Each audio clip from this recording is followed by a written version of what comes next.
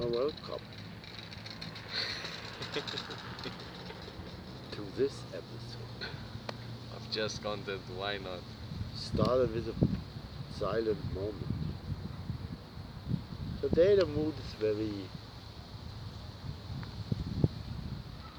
not sad is not the right word. And we have some movement of the camera, the wind is blowing. And there's some concern. Not about me, but more about people I met. And they have a kind of living there. Used to it, but it might be all changing because they got kicked out of T4. What's T4 again? T4 stands for Terminal 4 of MAD, the airport in Madrid. And apparently, since 10 years ago, regarding my research, people starting to live there because the homeless people found, especially in the winter, a place where they can stay. I didn't check when the Terminal 4 got opened, but I think it was around the time it got actually opened. So, 2015, regarding my research, people started to live there. It was maybe 100, 200. So 6 years later, they wrote another article in the Spanish newspaper about this, and it was like the agreement between the provider, this airport, the manager, this airport, AENA, the company AENA, that they tolerate them if they don't make any troubles. So 6 years later, another article, same situation. Now in 2025, and the situation has dramatic, went dramatic to the worst, because what's the estimate, up to 600-700 now? Because it became now very popular to camp out in T4. Camp in, exactly. So they tried with designated areas that work maybe a little bit, but also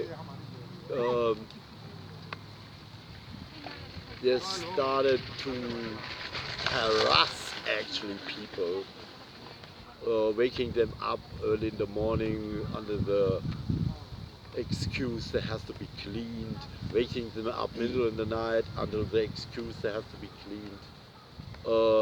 We know someone who had actually a fight with the security guards and run to the police for help. So it became traumatic, especially in the last week.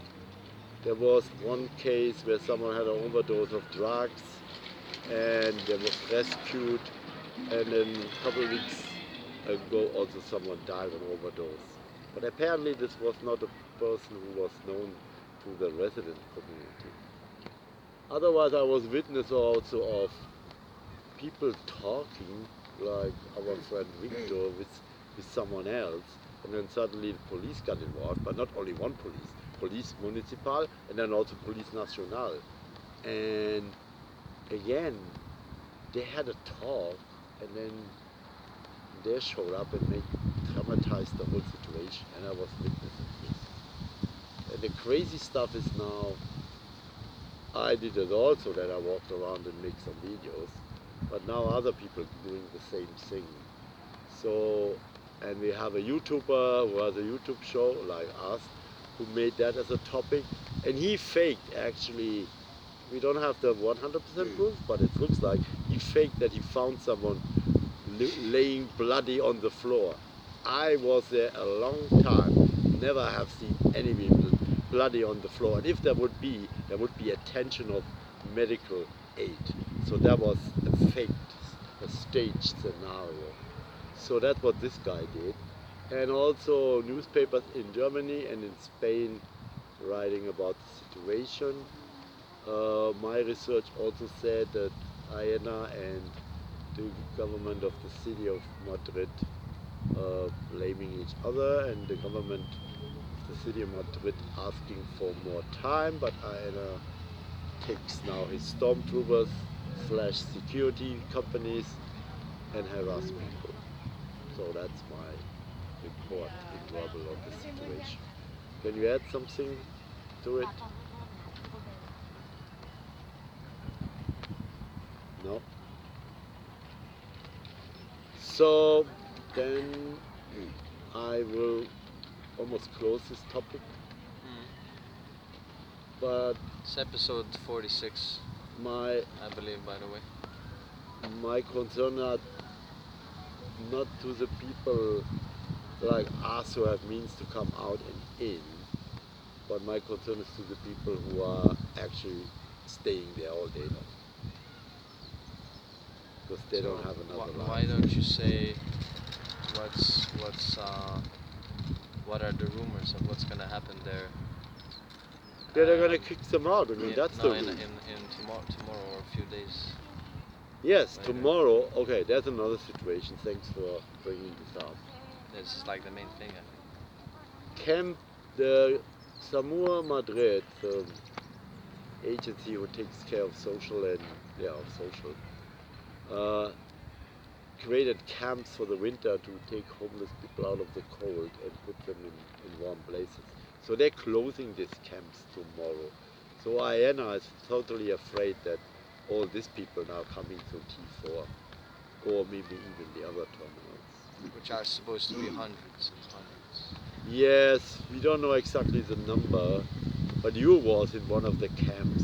As well as you have. We've been in one of the camps together for 2 weeks, and then I was in a different camp also for 2 weeks. I didn't see thousands, but I see maybe hundreds, 200. No, so there are 100. Well, the one we've been in was definitely a few hundred, for sure.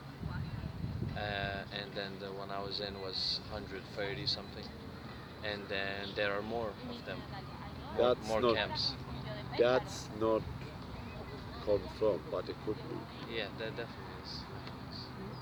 So, I talked to someone this morning who lives in T2, and she told me about that they have strict rules. So, they don't have this chaos like in T4 where they're mass sitting, sleeping in the corner. So they're more spread out and also staying only between 10 and 5 o'clock, and then they leave from their own. And also again only in certain areas.